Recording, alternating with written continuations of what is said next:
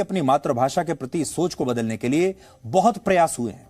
पूर्व प्रधानमंत्री अटल बिहारी वाजपेयी भारत के पहले ऐसे बड़े नेता थे जिन्होंने वर्ष 1977 में संयुक्त राष्ट्र की महासभा को हिंदी में संबोधित किया था।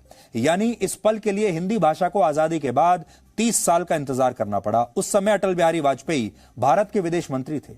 इसके अलावा भारत के मौजूदा प्रधानमंत्री नरेंद्र मोदी भी हमेशा संयुक्त राष्ट्र में या फिर किसी भी बड़े मंच से हिंदी में भाषण देते हैं। आज हम आपको इन भाषणों के कुछ महत्वपूर्ण अंश सुनाना चाहते हैं और आपको बताना चाहते हैं कि नरेंद्र मोदी अगर दुनिया के बड़े से बड़े मंच पर जाकर हिंदी में भाषण देते हैं तो उन्हें बड़ा नेता बनने से कोई रोक नहीं सकता। इसके बावजूद वो दुनिया के बड़े नेताओं में उनकी गिनती होती है, बावजूद इसके कि वो हमेशा हिंदी में बात करते हैं।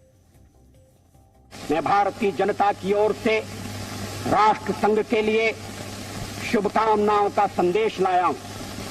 महासभा के इस 32वें अधिवेशन के अवसर पर मैं राष्ट्र संघ में भारत की दृढ़ आस्था को पुनः व्यक्त करना चाहता हूं। अध्यक्ष महोदय, वसुधैव कुटुंबकम की परिकल्पना बहुत पुरानी है।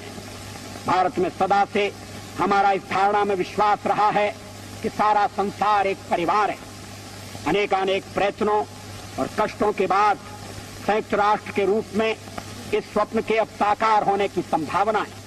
संयुक्त राष्ट्र महासभा के 74वें सत्र को 130 करोड़ भारतीयों की तरफ से संबोधित करना मेरे लिए गौरव का अवसर है। ये अवसर इसलिए भी विशेष है क्योंकि इस वर्ष पूरा विश्व महात्मा गांधी की 150वीं जयंती मना रहा है। सत्य और अहिंसा का उनका संदेश विश्व की शांति, प्रगति और विकास के लिए आज भी प्रासंगिक है।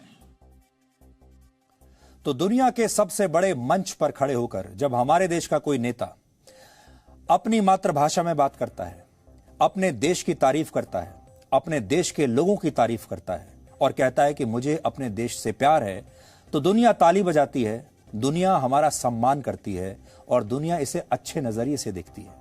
लेकिन दूसरी तरफ कुछ लोग ऐसे हैं जिन्हें अपनी मातृभाषा से प्यार नहीं है, बल्कि उनके अंदर हीन भावना है। वो बड़े से बड़े मंच पर जाएंगे तो अंग्रेजी बोलने की कोशिश करते हैं और अपने आप को सेकुलर दिखाने के लिए कई बार अपने ही देश की और अपने ही लोगों की आलोचना शुरू कर देते हैं, ये सोचकर कि अगर वो ऐसा करेंगे तो वो बड़े नेता कहलाएंगे या वो बहुत सेकुलर कहलाएंगे या बहुत समझदार लोग उन्हें समझेंगे या बहुत पढ़ा लिखा लोग उनको मान लेंगे। लेकिन ऐसा नहीं है।